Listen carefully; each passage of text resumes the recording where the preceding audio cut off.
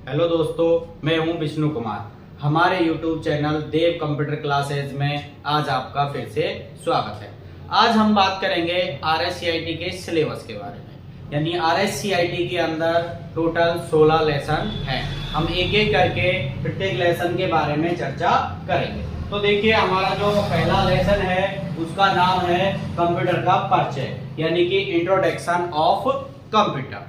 अब इसमें भी 1 बाय 1 करके पॉइंट दे रखे हैं। तो पहला पॉइंट है इसके अंदर परिचय यानी कि इंट्रोडक्शन। इसमें दूसरा जो पॉइंट दे रखा है वो दे रखा है कंप्यूटर सिस्टम के लाभ यानी कि बेनिफिट ऑफ कंप्यूटर सिस्टम। इसके बाद आपका तीसरा पॉइंट आता है हार्डवेयर व सॉफ्टवेयर, यानी हार्डवेयर एंड सॉफ्टवेयर के बारे में इस चैप्टर में अपन बात करेंगे। तो उसके बाद जो अगला अपना पॉइंट है वो है कंप्यूटर के उपयोग यानी यूज ऑफ कंप्यूटर। इन सब पॉइंटों के बारे में अपन इस लेसन के अंदर चर्चा करेंगे। तो देखिए, ये अपना पहला अध्याय हो जाता है। अब आता है दूसरा अध्याय।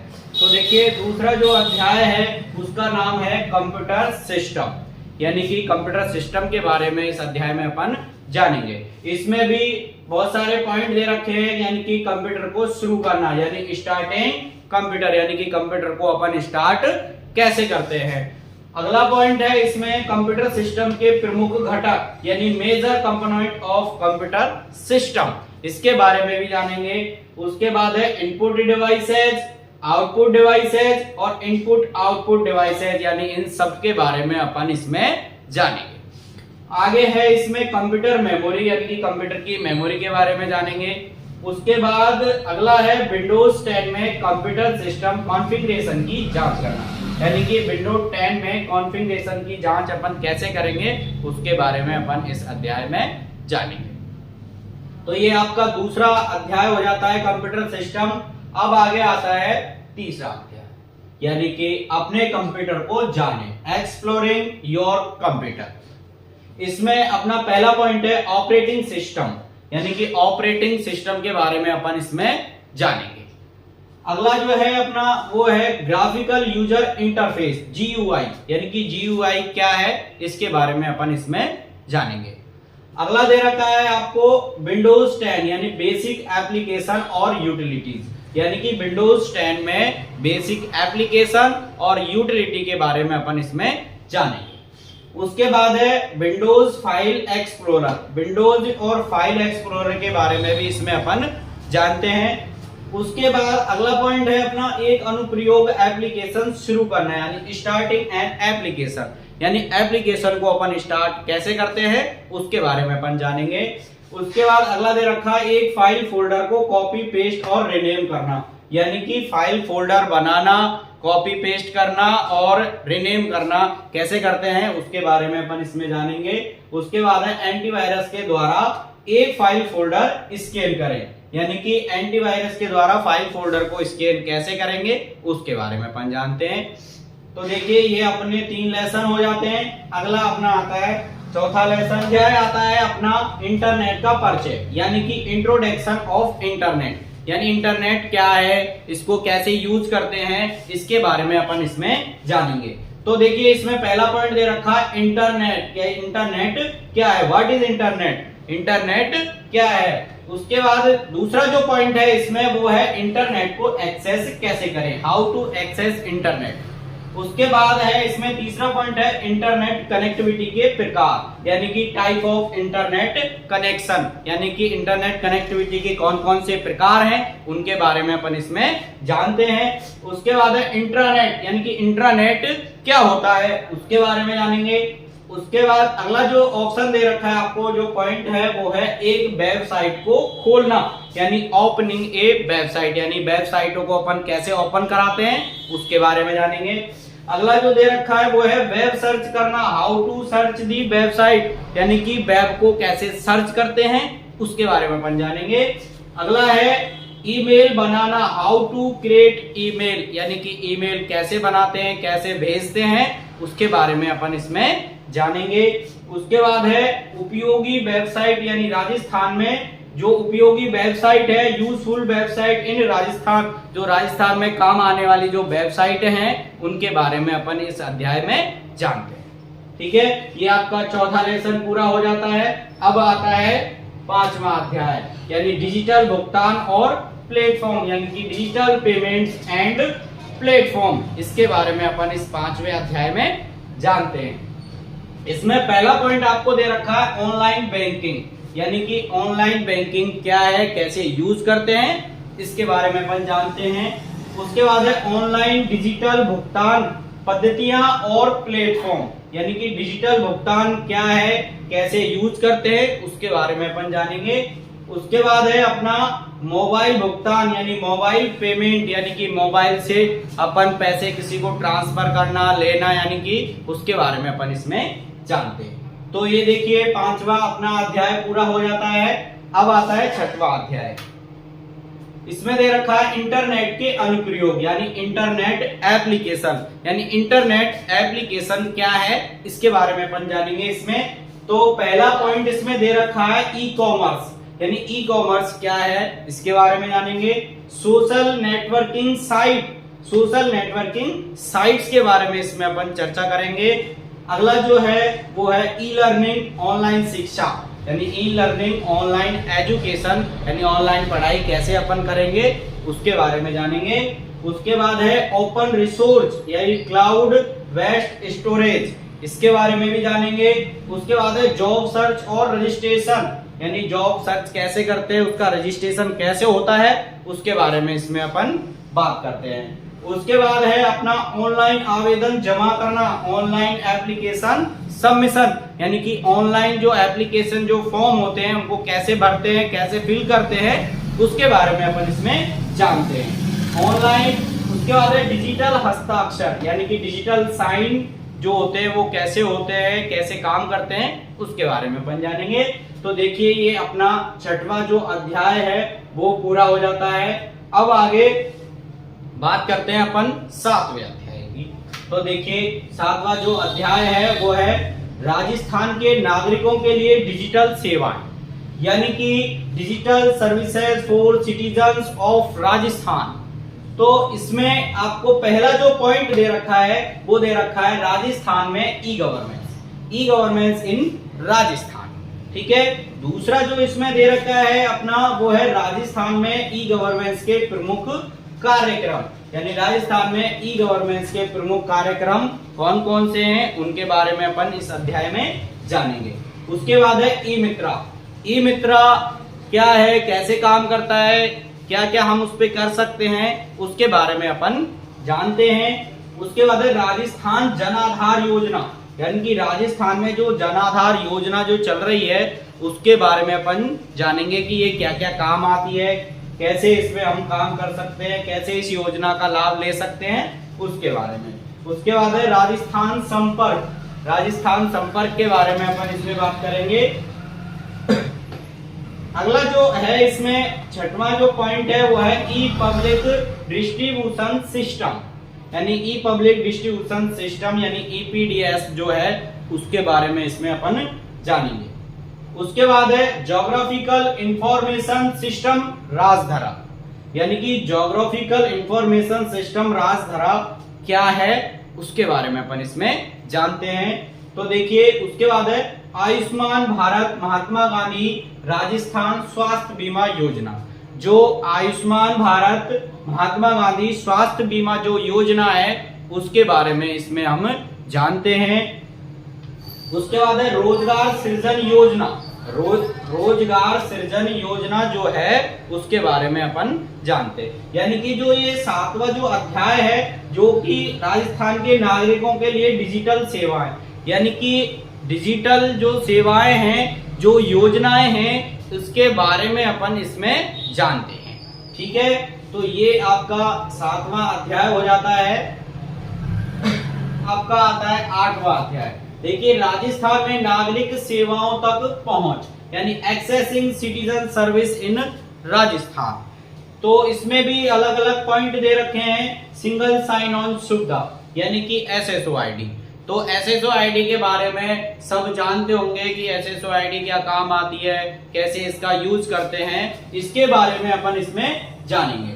तो उसके बाद अगला जो पॉइंट है नागरिक सेवाएं प्राप्त करना, यानी अवेलेबल सिटीजन सर्विस, यानी कि नागरिक की जो सेवाएं हैं उनको अपन कैसे प्राप्त करेंगे उसके बारे में अपन इसमें जानते हैं। अगला जो है अपना वो है तीसरा पॉइंट जन सूचना पोर्टल, यानी कि जन सूचना पोर्टल क्या है इसके बारे में अपन जानेंगे। अगला दे रखा है इसमें चौथा पॉइंट वेब पोर्टल के माध्यम से ई मित्र सेवाएं, यानी कि वेब पोर्टल के माध्यम से ई मित्र की सेवाओं का कैसे लाभ ले सकते हैं उनके बारे में अपन इसमें जानते हैं। अगला है इसमें राजस्थान संपर्क, यानी कि राजस्थान संपर्क क्या है, अगर किसी की शिकायत दर्ज करानी हो आपको तो कैसे कराते हैं उसके बारे में अपन इसमें जानते हैं। उसके बाद है ई पब्लिक डिस्ट्रीब्यूशन सिस्टम, यानी ई पब्लिक डिस्ट्रीब्यूशन सिस्टम ईपीडीएस जो है इसके बारे में अपन इसमें चर्चा करते हैं। तो देखिए मैंने आपको 8 अध्याय करा दिए हैं। उसके बाद अगला जो अध्याय आता है वो आता है 9वां अध्याय। तो देखिए 9वें अध्याय का जो नाम है वो है नागरिक केंद्रित सेवाओं की जानकारी, यानी exploring common citizen centric services.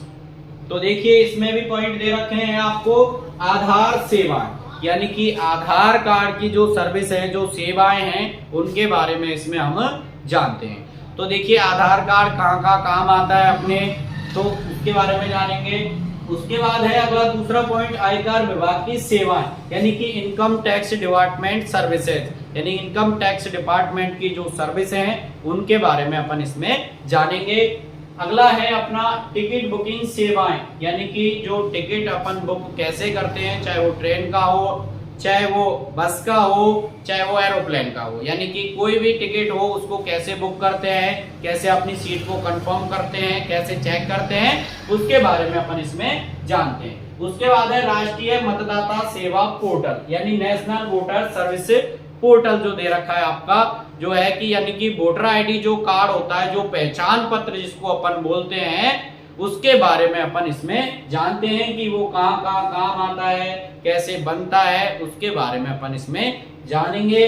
उसके बाद है एलपीजी सेवा और सदस्यता, यानी कि एलपीजी सर्विस एंड सब्सक्रिप्शन, यानी कि एलपीजी की जो सेवा है उसके बारे में अपन इसमें जानेंगे। तो ये आपके 9 अध्याय हो गए। उसके बाद 10वां जो अध्याय है उसका नाम है मोबाइल डिवाइस, स्मार्टफोन के साथ कार्य करना। इसके बारे में आप सब लोग अच्छे से जानते होंगे कि मोबाइल का उपयोग अपन कैसे करते हैं।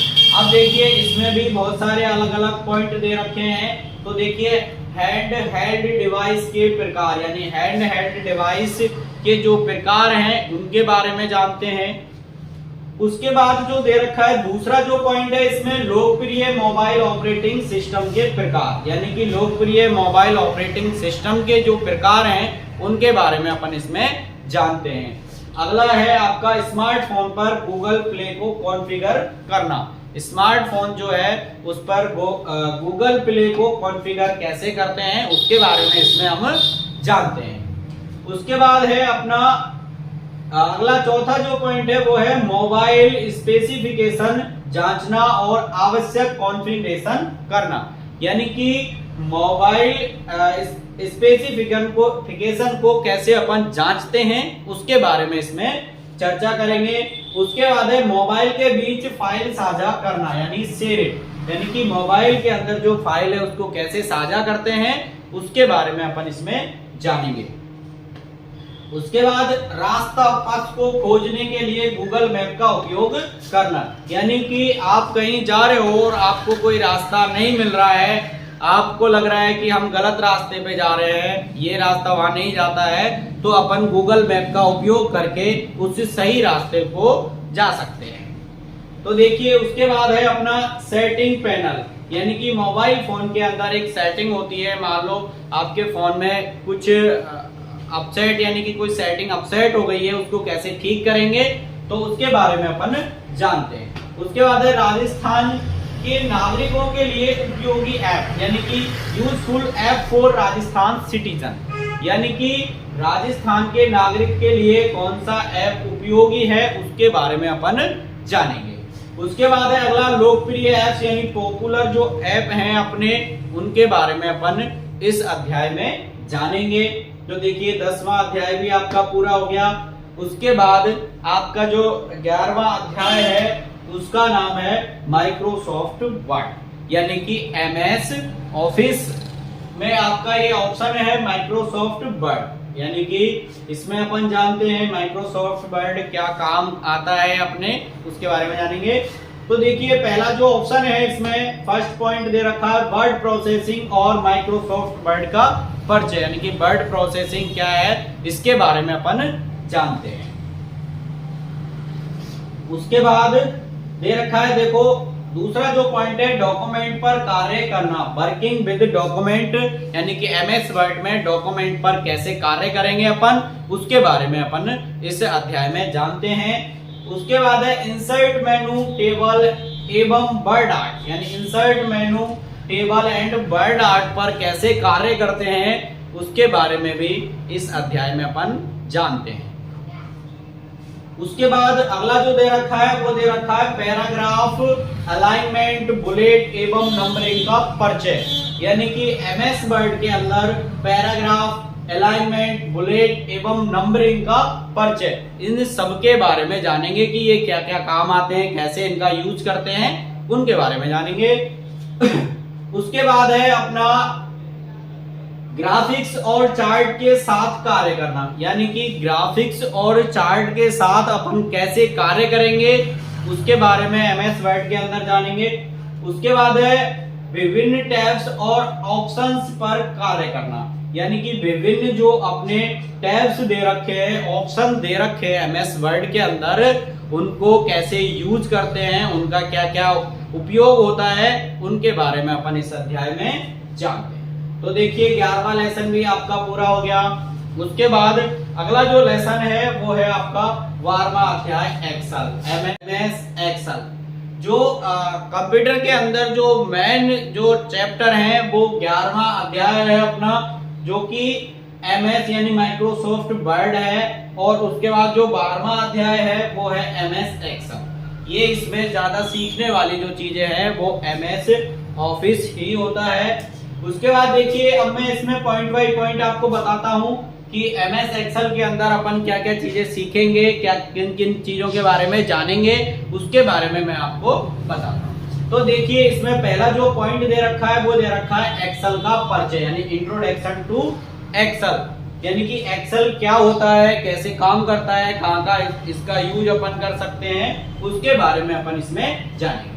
उसके बाद है दूसरा पॉइंट है सीट और वर्कबुक की संकल्पना, यानी कि concept of seat and workbook, यानी कि जो अपनी सीट और वर्कबुक की जो संकल्पना है, कैसे इनका उपयोग अपन करेंगे, तो उसके बारे में अपन इसमें जानते हैं। उसके बाद है बेसिक एक्सेल, यानी कि बेसिक जो एक्सेल है उसका उपयोग कैसे करेंगे, उसको कैसे सीखेंगे, उसके बारे में अपन इसमें जानेंगे। उसके बाद है शॉर्ट एवं फिल्टर, यानी कि शॉर्ट एंड फिल्टर क्या होता है, इसका उपयोग कहाँ करते हैं, कैसे करते हैं, इसके बारे में जानते हैं। उसके बाद है बुनियादी फॉर्मूलाज, यानी बेसिक फॉर्मूलाज एंड फंक्शन, यानी कि जो एक्सेल के अंदर जो फॉर्मूले होते हैं, बहुत सारे होते हैं एक्सेल के अंदर फॉर्मूले, तो उनका उपयोग कैसे करते हैं, फॉर्मूला कैसे बनाते हैं, कौन सा फॉर्मूला कहाँ काम आता है, उसके बारे में अपन इसमें जानते हैं। अगला है चार्ट, जो अपना एक चार्ट होता है उसके बारे में अपन जानते हैं, यानी चार्ट एक तरह का ग्राफ जो होता है उसके बारे में अपन जानते हैं, यानी कि किसी भी डेटा का आपको चार्ट बनाना है तो कैसे बनाएंगे और क्यों बनाते हैं, उसके बारे में अपन एमएस एक्सेल के अंदर जानते हैं। तो देखिए ये 12वां अध्याय आपका पूरा हो जाता है। अब अगला